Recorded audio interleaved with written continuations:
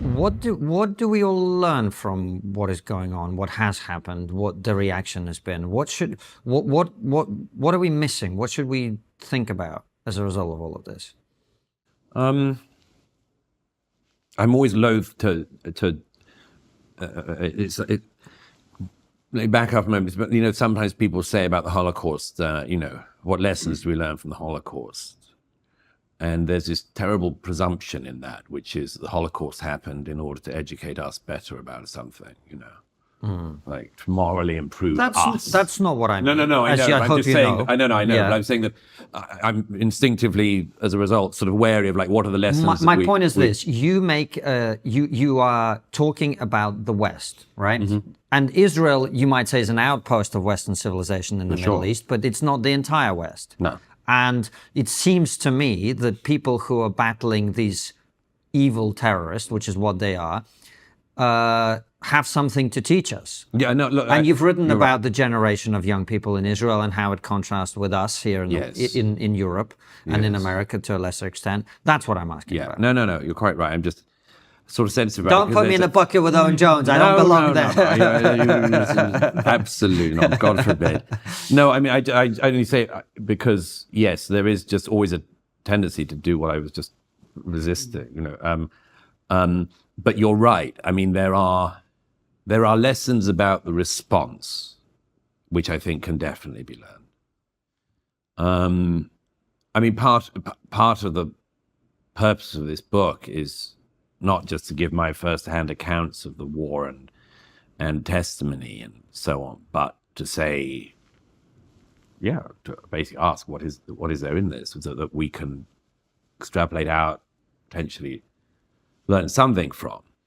And the really strong feeling I have had for the last year and a half is that there's this very moving thing which I believe that we, if I can say so, probably all to some degree have, which I think everybody in America, Britain, the West broadly has, which is that we've all been brought up in the embers of the last bits of exhaustion from World War II. Mm-hmm. And as everybody knows in the publishing industry, if you publish a book on Pol Pot, it's not as popular as if you publish a book about Hitler. Why? Well, because we're still trying to work out that much more, and it's been much closer to home. And if you want to stir people up in a good way, you will talk about the greatest generation, and that's absolutely right. But it's always been interesting to me, that accepted, inevitable part of the background of the society that we live in. We are surrounded by the memorials to the dead and the fallen, and the memorials to the heroes, and we grow up on stories of them. And that's absolutely right. But as this recedes into history, as the Second World War recedes into history, there is this ever sort of present question, which is, what would we do if that was to happen to us in our generation? And I've always found it an interesting question, because it sort of haunts people, and it should, and it makes us feel inadequate, and it should. And there's a healthy response to it, an attitude towards it, and there's there's a set of unhealthy ones as well. But one of the things that really has inspired me in the last year and a half has been that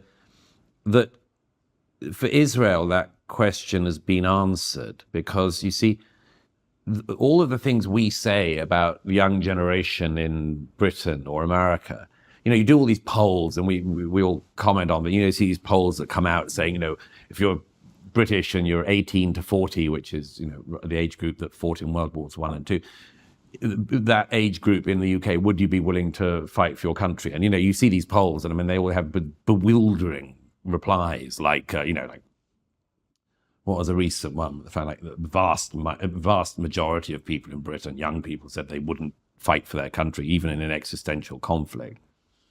By the way, there was one recently that said, I think 10% of young people said that they couldn't because they were looking after someone. I thought you were going to say 10% couldn't because they've got ADHD.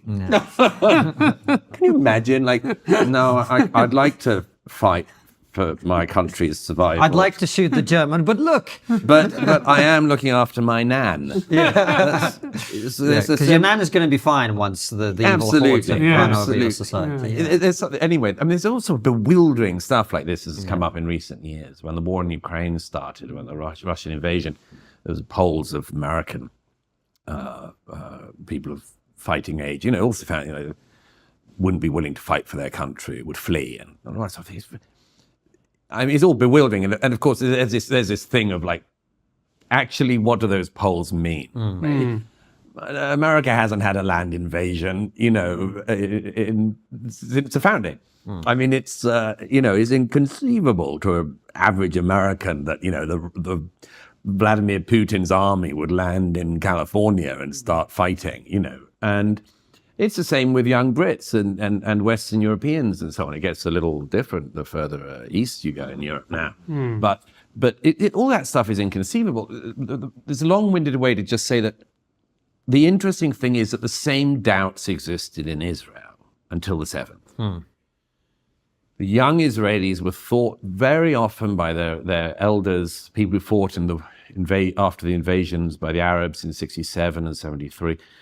There was this perception that the young Israelis were weak, were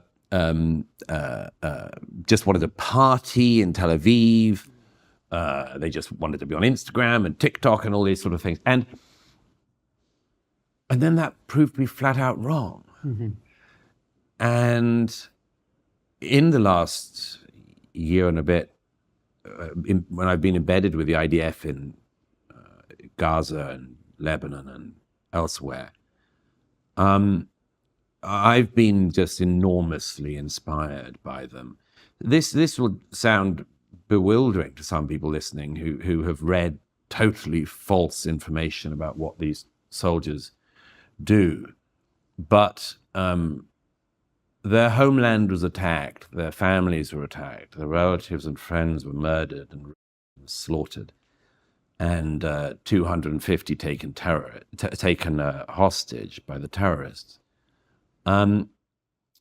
Which, if you extrapolate that number out to America in terms of population, would be 10,000 Americans being taken hostage in one day. So this happened to their people, to their family, their friends, their nation, their country. And the reservists who were called up, the over request of soldiers to return to service, there was 130% re-enlistment rates after the 7th. People I record in the book flying back from around the world, from holiday or anything like, just getting on the first plane, getting back and, being in uniform within 48 hours. Just story after story of young men and women who just rushed to the front and spent, in some of their cases, the next year fighting, and in really terrible circumstances, but with amazing results. And I think, for me, it's been unbelievably inspiring to see them at work, because this is a demonstration that even a generation that is thought to be weak can show its mettle at the moment of trial. And I think, when I look at the people in the West, and obviously this is one of the things that the book is about, is when I look at the people in the West of their age, what the hell are you doing? I've seen young female soldiers, 19, 20, and remarkable young people. And I sort of think, do you know that your contemporaries in New York are busily eating Oreo cookies in a tent in the middle of some godforsaken campus and being educated into idiocy? And they are ignoramuses, and you're a person. You're a real person and a hero. And I suppose there's a sort of one of the questions in the book is like, who do you want to admire? Who do you want to turn to? The person who wants to cosplay being Hamas in Colombia, or a young man of 19 who manages to kill Sinwar. Columbia, the university, we should say. Douglas has no problem with Columbia. Oh, Columbia, the country, is much more civilized and a wonderful place than Columbia, the university. So sorry. For all of our Colombian viewers. My Venezuelan mother would be disgusted with you, Douglas.